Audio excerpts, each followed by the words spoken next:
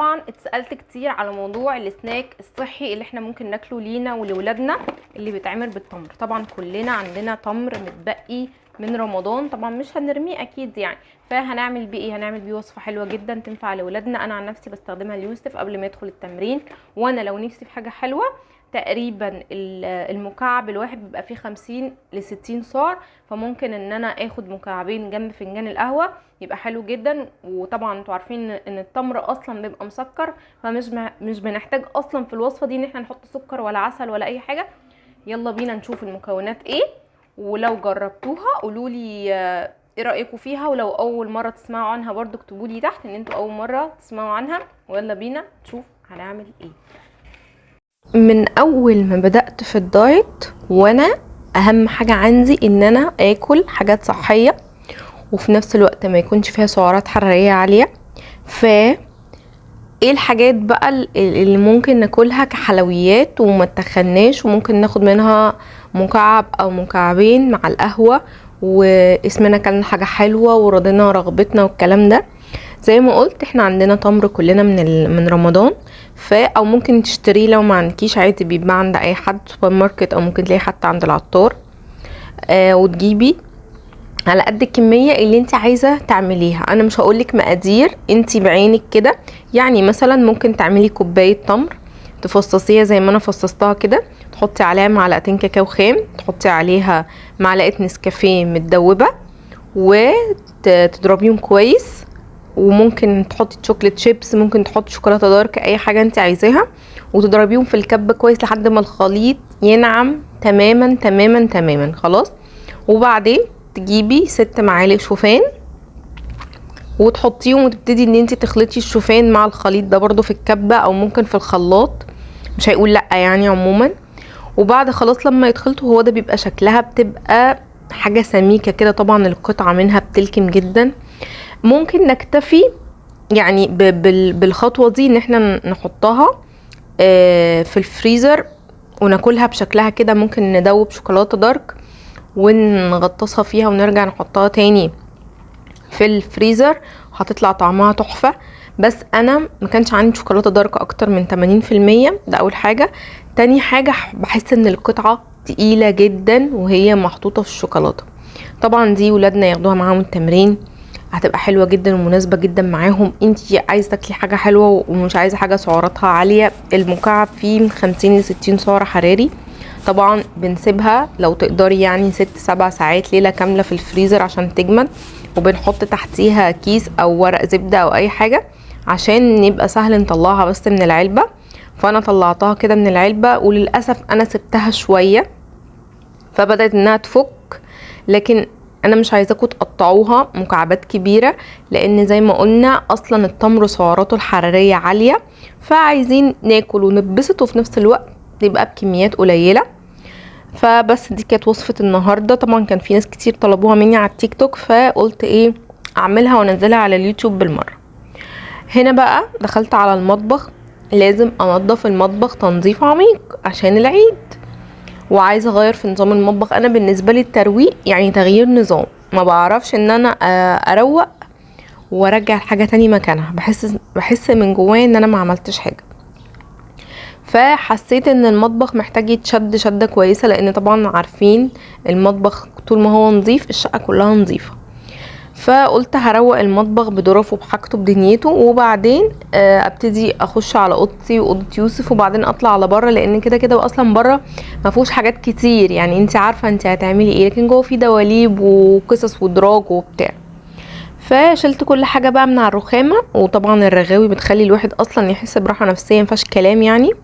وبدات ان انا اصبن الرخامه كلها لو عليها اي حاجه لازقه بواقي اكل بتاع، واغسلها كويس وارجع احط الحاجة تاني مكانها عشان احس ان انا عملت انجاز. انتوا بقى قولولي بدأتوا تنظيفات العيد ولا لا؟ وطبعا احنا كلنا اصلا اوريدي منظفين في رمضان، فهنعمل حاجات بسيطة. يعني احنا اكيد مش هننزل ستاير، اكيد مش هننزل سجاد، احنا كل ده احنا عاملينه اصلا على العيد، فالموضوع مش مستاهل ان احنا نرهق نفسنا. فهنظبط البيت. اللي عايز يشتري حاجه جديده يشتري. انا الفكره ان انا مش هقدر اشتري حاجات جديده. اولا الميزانيه لا تسمح. تاني حاجه ان انا مسافره البلد عند حماتي وكده، فمش هبقى قاعده في البيت في العيد. فللاسف مش يعني هروق البيت واسيبه نظيف وكل حاجه، بس مش هفرش حاجات جديده ولا الكلام ده بعد العيد ان شاء الله. لان الحاجه انا نزلت سالت على حاجه، كنت عايزه اجيب زرع وكنت عايزه اجيب شويه حاجات. الحاجه اسعارها غاليه جدا اوفر. يعني انا مش عارفه ده عشان دخلت عيد ولا الحاجه هي اللي غليت، الله اعلم. واحنا بقى بنشطب المطبخ كده عشان نعرف نقف فيه وهو نظيف. لو عاوزنا ان احنا نغسل حاجه في الحوض او كده، عايزين نتكلم في موضوع. في واحده بعتت لي مسج بتقولي انا سلفتي بتخبي عني، انا سلفتي عايزه تعرف عني كل حاجه وهي ما بتحكيليش حاجه. لو جيت عملت حاجه مثلا وهي اكتشفتها، او جيت جبت حاجه وما قلتلهاش بتزعل، مع ان انا كل ما ادخل بيتها الاقيها جايبه حاجات جديده وبتخرج في اماكن وبتروح وبتيجي وما بتحكيليش وبعرف بالصدفه. لما اجي اعمل انا الموضوع ده هي تتضايق وتزعل وتاخد مني موقف. خلينا متفقين ان في كل بيت او كل عيله في شخصيه زي دي اللي هي بتحب تعرف كل حاجه عن الناس ومحدش يعرف حاجه عنها. فاحنا الشخصيات دي نتعامل معاها ازاي؟ ما نقولش. يعني مثلا مش انا هشتري عربية كمان شهرين، انا هشتري شقة مثلا كمان مش عارف ايه، انا عجبني كذا وهشتريه. ما تقوليش. زي ما هي بتعمل انت اعملي. اللي قدامك بيقول قولي، اللي قدامك ما بيقولش ما تقوليش. يعني انا اتخانقتش انا وجوزي، انا مش عارفه رحت اشتريت ايه، ده انا مش عارفه خرجنا فين، ده احنا هنخرج بكره. ما تقوليش اي حاجه عن حياتك نهائي. انا زمان كان ليا صاحبه، كنا صحاب جدا، فجت نقلت في شقه من غير ما تقولي، عزلت يعني. فجيت عرفت انها عزلت وما قلت لهاش ان انا عرفت، وكنا بنتكلم يوم بعد يوم او الكلام ده، وما قلت لهاش ان انا عرفت. مشيت زي ما بقول لكم كده، مشيت بمبدأ التمس لاخيك 70 عذر. خلاص. فما قلت لهاش ان انا عرفت. مفيش مبدأ بقى اللي هو ايه، ايوه على فكره انا عرفت ان انت نقلتي شقه جديده وما قلتليش. ما اتكلمتش. ممكن يكون جوزها قايل لها ما تقولش لحد، مش انا بالاخص، عموما ممكن يكون قايل لها ما تقوليش لحد. ممكن تكون مش عايزه تعرف حد. اي حاجه في الدنيا ممكن. فاكيد انا مش هعمل لها مشكله. هي لو حابه تقولي تقولي، مش حابه تقولي خلاص انا عرفت وخلاص والموضوع بالنسبه لي انتهى. فهمشي بقى خلاص بمنطلق ان انا برضو هعمل ومش هقولك، او هجيب ومش هقولك، او هعزل برضو ومش هقولك. فالدنيا ابسط من كده بكتير. فكرة الكيد بقى، وفكرة ان انا مثلا اعمل حاجة وما اقولش، والاقي واحدة بتكلمني ايوه على فكرة انا عرفت ان انت عملتي كذا كذا كذا. طب ما تعرفي. ابسط حاجة هتقولها لي انت مالك، انا مش عايزة اقولك. ابسط احراج يعني ممكن الواحد يتحرجه. فما تشغليش بالك يعني بالحاجات دي. الدنيا فانية اصلا، والموضوع مش مستاهل ان الواحد يضايق نفسه على حاجات. ما تشغليش بالك بالناس، اشغلي بالك بحالك، اشغلي بالك بنفسك، ببيتك، بعيالك، بجوزك. ما تشغليش بالك مين قال لي ايه ومين ما قاليش ايه، مين نقل، مين اشترى، مين جاب. مالكيش دعوه بالكلام ده. كل الكلام ده ولا بيودي ولا يعني عارفين مش هيوصلكوا لحاجه. يعني فكره ان انت تقعدي تبقي متضايقه عشان واحده خبت عليكي، او واحده بتتكلم عليكي، او واحده مضايقاكي، وبعد ما تقعدي تهري وتنكتي في نفسك ان انت مثلا عرفتي ان اقرب صاحبه ليكي بتتكلم عليكي وحش، هتعملي ايه؟ يعني بعد الهري والنكت هتعملي ايه؟ هل هتروحي تواجهيها انت قلتي عليا؟ بالتالي هتقولك ما قلتش، الكلام ده كذب، او اللي قالك ده كذاب مثلا. وبعدها هتفضلي انت اللي متضايقه، وهتفضلي انت اللي مخنوقه، وممكن تعيطي، ممكن تكتئبي. فالدنيا اسهل من كده بكتير. اسمعي من هنا وطلعي من الناحية التانية. انا ماشية بمبدأ في حياتي، طول ما بيتي وجوزي وابني بخير على الدنيا السلام. طول ما علاقتي باهلي كويسة وهم بصحة كويسة والدنيا تمام ومفيش مشاكل ولا اي حاجة، مش مهم اي بني ادم تاني في الكوكب.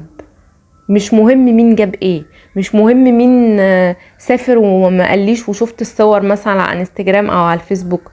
مش مهم ان واحده جت قالت لي دي فلانه الفلانيه بتتكلم عليكي وبتقول عليكي كلام مش حلو.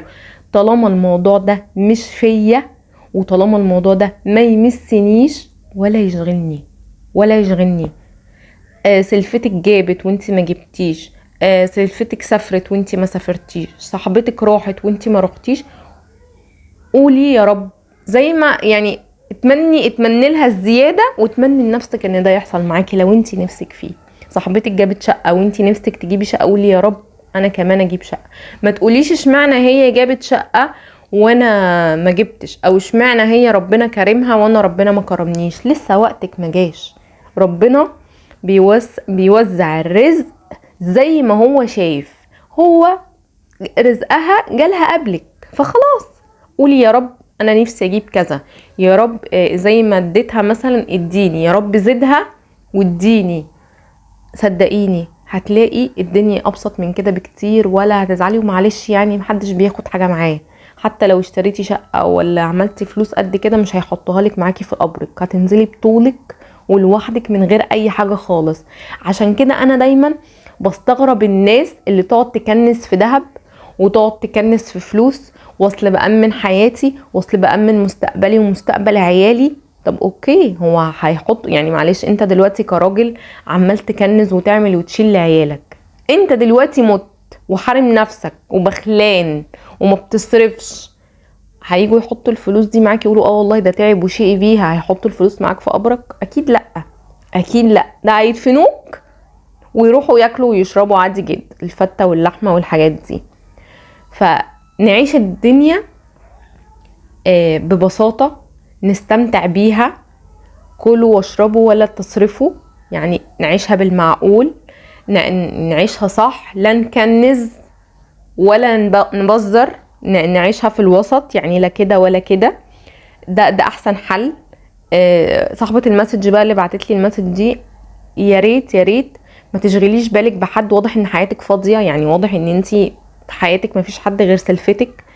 فحاولي ان انتي تطلعي الموضوع من دماغك، اشغلي وقتك باي حاجة، اتعلمي تريكو، انزلي خروجي مع جوزك وولادك، اشغلي نفسك بشغل البيت، روحي لاهلك لو قريبين منك، خدي ولادك فسحيهم مع نفسك. ما تربطيش حياتك بشخص، لا جوز ولا اخت ولا اخ ولا اب ولا ام ولا اصحاب. ما تربطيش حياتك ببني ادمين ولا حتى عيالك، يعني كده كده عيالك لما يكبروا برضو هيشوفوا حياتهم وهيشوفوا حالهم والكلام ده. ما تربطيش حياتك بحد، انتي سعيدي نفسك بنفسك. ما تقعديش تحطي في دماغك اصل فلانه متآمره عليا، اصل فلانه مش عارف ايه، اصل فلانه بتخبي، اصل فلانه بتداري. التمسي لها 70 عذر. شوفي هي ممكن يكون جوزها قال لها ما تطلعيش اسرارنا، جوزها قال لها ما تحكيش لحد حاجه عننا، ما تقوليش لحد ان احنا جبنا او ما جبناش. اللي يجي بيتنا يشوف الحاجه يشوفها، لكن انت ما تروحيش تقولي الله اعلم، وهي مش عايزه تخرب بيتها. خديها من المنطلق ده، خديها من منطلق ان هي خايفه من العين يا ستي. يعني خديها من مش عيب ولا حرام ان البني ادم يخاف من العين، ان انا خايفه مثلا ان العين تصيبني او ان انا اقول حاجه. ممكن تكون انت عينك مش وحشه بس النفس اماره بالسوء، ممكن تحسدي غصب عنك، الله اعلم. ممكن يكون حصل منك موقف قبل كده وحسدتيها غصب عنك فهي خايفه، الله اعلم، الله اعلم. اتعاملوا مع بعض بالموده والرحمه والحسنى. هي ليها عندي ايه غير ان انا يبقى لو احتاجت حاجة اقف جنبها. سلفتك مبدئيا كده مش صاحبتك، يعني سلفتك اصلا مش صاحبتك. فخديها بمبدأ المودة والرحمة. احتاجتني في حاجة هروح لها، هي احتاجت مني حاجة هعملها لها، اتزنقت في حاجة برضو مفيش مشكلة اقف جنبها. لكن هي في الاول وفي الاخر مش صاحبتك.